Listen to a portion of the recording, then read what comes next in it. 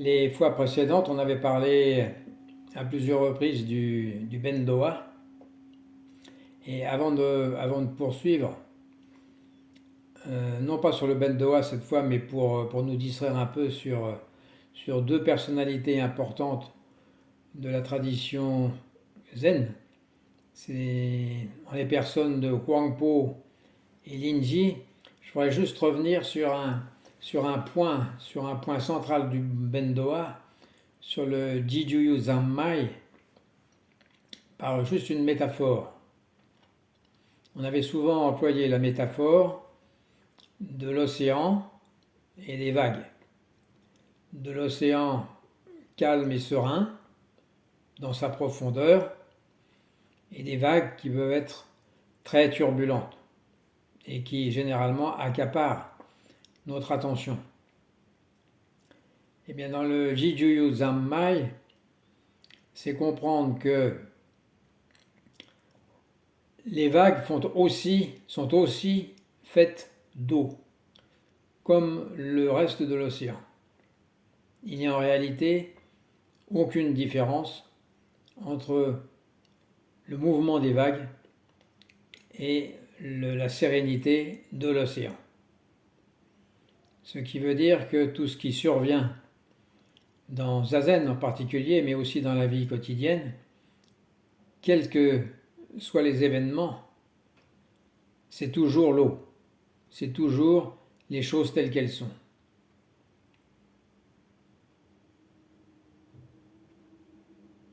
Et à ce moment-là, on ne distingue plus ce qui est bien de ce qui est mal, de ce qui pourrait nous distraire, de ce qui pourrait nous,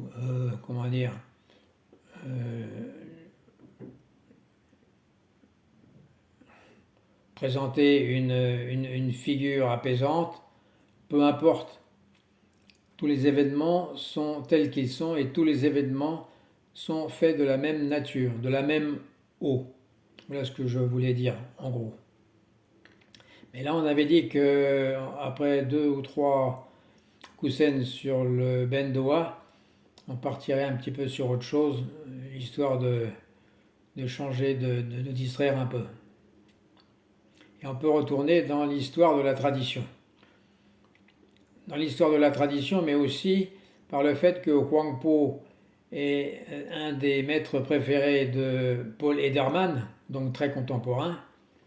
Et on pourrait dire que Linji, ou Rinzai, puisque Linji c'est le terme chinois de Rinzai, correspondrait plus à Tony Parsons. Mais bon, c'est mon opinion personnelle. Et donc dans cette tradition du Chan, c'est-à-dire du Zen chinois, juste avant Dogen, on a ces deux figures marquantes, Huangpo et Rinzai, qui sont comme deux sortes de phares spirituels, au même titre que ceux que l'on connaît déjà, comme Bodhidharma, Huineng, Huineng c'est Eno en japonais, et Dogen. Avec donc Huangpo pour le Zen Soto et Rinzai pour le Zen Rinzai. Et leurs enseignements résonnent encore parfaitement aujourd'hui et transmettent la quintessence de la réalisation directe, mais chacun avec ses méthodes. Et tous ces maîtres, donc de Bodhidharma à Rinzai, sans oublier tous ceux qui ont été intermédiaires, mais chacun à leur manière, nous poussent à voir au-delà des concepts et à éveiller notre propre nature de Bouddha. Cette nature de Bouddha que nous avons en potentiel tous, mais que nous n'arrivons pas à voir parce que notre esprit est encombré d'inutiles. Un petit peu comme dans une maison où on accumule, et puis finalement on ne trouve plus juste une simple casserole. Huangpo, pour commencer par lui, était un maître du 9e siècle de la Chine, du Sud, et sa pratique radicale était Shikantaza, la méditation assise sans objet, et par conséquent défiant le sens commun et les conceptions ordinaires de soi et du monde.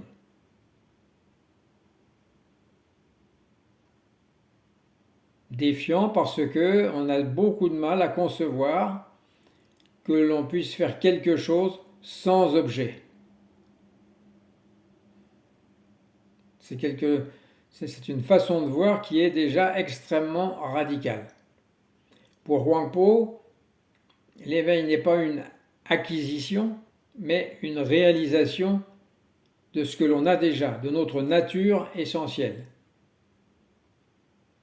Et dans ses enseignements, dans ses discours, il enseigne que la pratique n'est pas un moyen d'obtenir quelque chose, mais une voie vers la reconnaissance de ce qui est déjà présent en nous. On n'a pas à s'en remettre à quelqu'un d'autre, on n'a pas à s'en remettre à une autorité supérieure, à quelqu'un qui serait supérieur à nous, on a simplement à reconnaître ce qui est déjà présent en nous. Nous sommes donc au même niveau, théoriquement, que n'importe quel maître. Le potentiel est là, et il nous suffit de le voir. C'est comme un miroir recouvert de poussière, et cette poussière nous empêche de voir l'image correctement. Nous devons simplement enlever cette poussière si on veut voir notre véritable visage, notre moi véritable.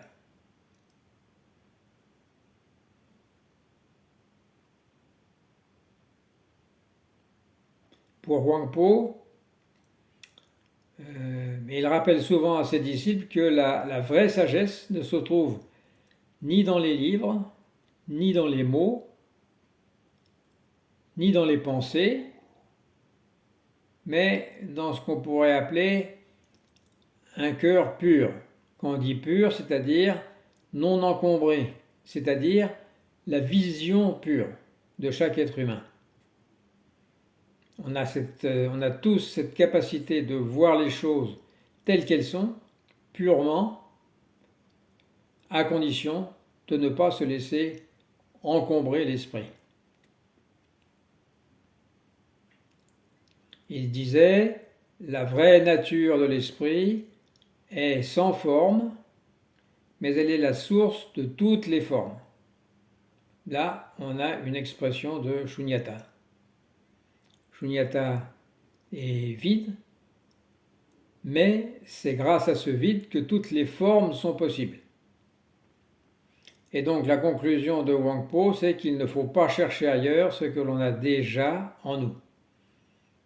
Ce n'est pas le savoir intellectuel qui nous mène à l'éveil, mais la reconnaissance immédiate de notre propre esprit. Pour reprendre la métaphore de l'océan, bien c'est l'océan calme où les vagues représentent les pensées et les émotions.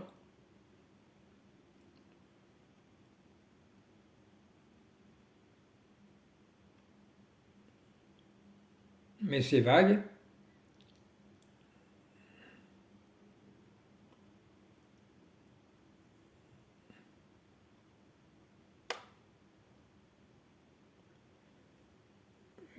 si on cesse de les agiter,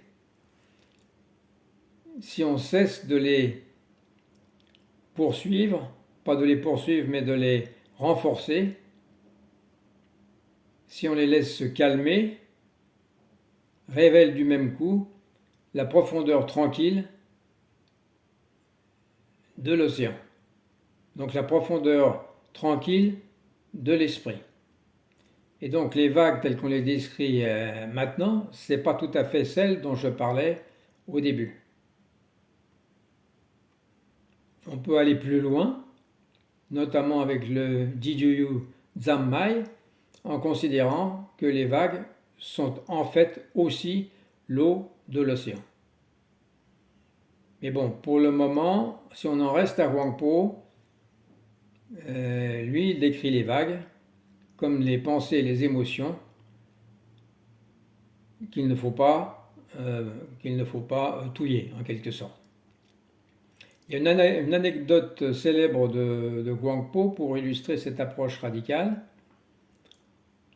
Un jour, un moine lui demande « Maître, comment puis-je réaliser la voie ?» Et Huangpo répondit simplement « Regarde ». Le moine perplexe insista « Mais je regarde déjà ».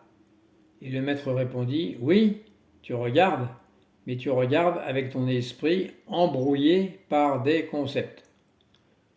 Regarde sans l'ombre d'une pensée, regarde sans rien ajouter. » C'est de ce regard pur et direct dont on parlait, libre de tout filtre conceptuel. Voilà, ça c'est le cœur de l'enseignement de Huangpo, c'est-à-dire ce qu'on appelle voir avec un grand V. Pas le petit voir intellectuel, mais le grand voir sans l'intellect. Maintenant passons à Linji, à Rinzai. Lui, il était encore plus direct et encore plus explosif dans ses méthodes. Comme on le disait tout à l'heure, c'est le fondateur de l'école Rinzai. Et il y en a deux qui ont subsisté, enfin il y en a plus de deux, mais les deux principales qui aient subsisté au Japon, c'est l'école Soto et l'école Rinzai. Et il incarna l'idée que l'éveil ne pouvait être obtenu qu'en brisant les habitudes mentales et en mettant à nu la réalité brute. Et lui, il avait des méthodes assez expéditives, assez brutales, notamment sa méthode de Koan. Et cette méthode lui correspondait assez bien, parce que cette forme d'énigme paradoxale est un outil puissant pour déstabiliser, pour bousculer l'intellect et pousser les disciples à une réalisation immédiate. Le problème, c'est que l'esprit s'est encombré de tas de choses inutiles qui se sont finalement concrétisées, solidifiées et qu'on a du mal à extirper. D'où ces méthodes extrêmement brutales de Koan en particulier, mais aussi de grands coups de Gyosaku. Dans ses enseignements, il ne cherche pas à apaiser les désirs ou à créer une forme de confort spirituel, mais à provoquer la clarté à travers des chocs. Il faut casser au marteau-piqueur tout ce qui s'est solidifié dans l'esprit.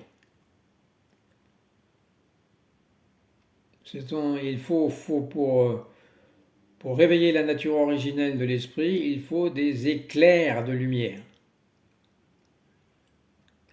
Et chez Linji, eh bien ces éclairs, c'est soit les koans, soit les coups de Kyosaku.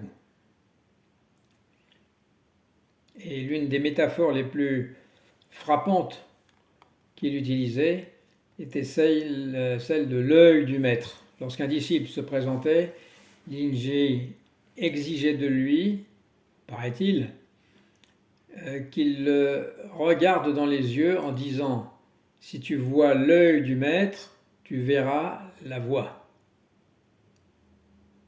L'œil ici, évidemment, c'est métaphorique. L'œil ici représente l'intuition directe. Le regard sans détour sur la réalité, direct. Ce regard est celui qui perçoit sans filtre, sans jugement, ce qui est vu à l'instant même, sans le déformer. Sans le déformer s'il passe par le prisme ou le filtre de l'ego. Et c'est par ce regard sans compromis que l'on peut voir le Bouddha. C'est aussi pour ceux qui ont un peu connaissance du bouddhisme tibétain, c'est aussi le regard un peu exorbité de Padmasambhava. Padmasambhava étant la figure la plus emblématique et la plus vénérée des Tibétains. Il y a un autre enseignement célèbre, bien connu en tout cas, de Linji, c'est sa fameuse déclaration « Si vous rencontrez le Bouddha, tuez-le ». Voilà, on a un exemple parfait de la radicalité de Linji. Si vous rencontrez le Bouddha, tuez-le. C'est une phrase percutante. Évidemment, elle ne doit pas être comprise littéralement, mais comme une invitation à laisser tomber toutes les conceptions préétablies que l'on peut avoir sur le Bouddha, à abandonner l'image figée d'un Bouddha extérieur pour plonger à la place dans l'expérience directe, dans l'éveil directement, ici et maintenant. Donc Linji ou Rinzai nous invite à tuer la représentation mentale du Bouddha, celle qui se trouve dans notre imagination, pour vivre le Bouddha vivant tel qu'il se manifeste à chaque instant de la vie. Dans le quotidien, le Bouddha est avec nous à chaque instant.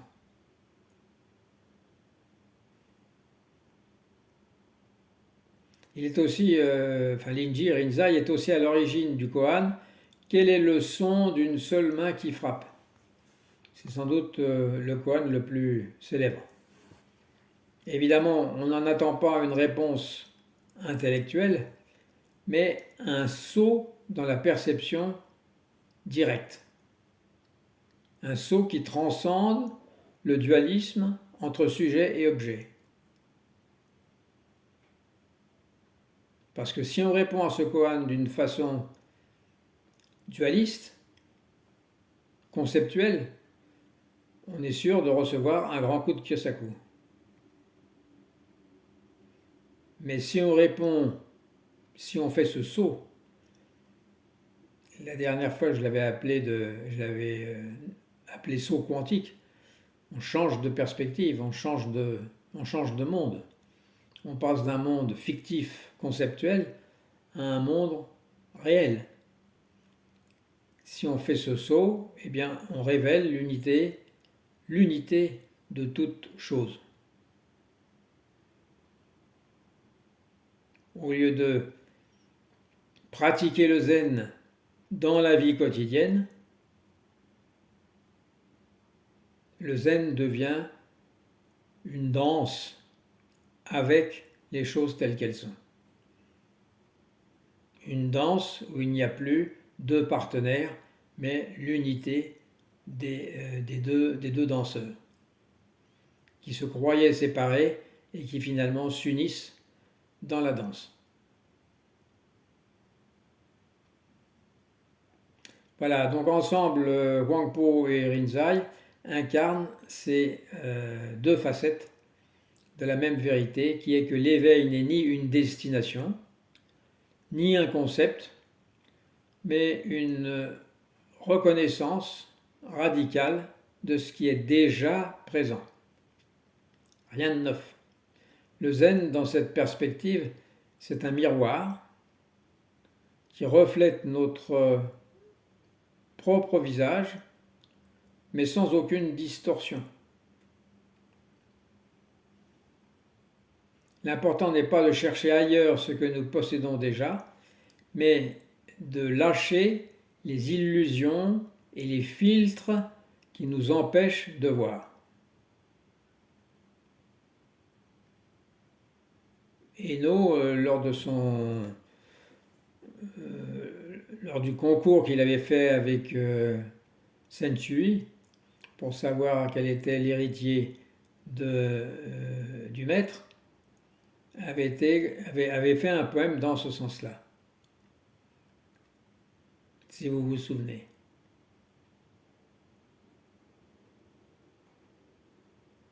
Donc il faut lâcher les illusions et les filtres qui nous empêchent de voir.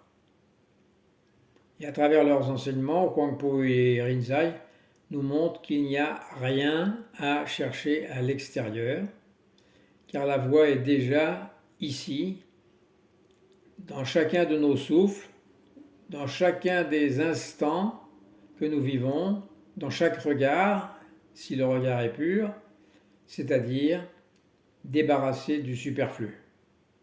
Nous n'avons pas à rechercher ailleurs ce que nous sommes déjà. Voilà ce qui peut résumer leurs deux enseignements.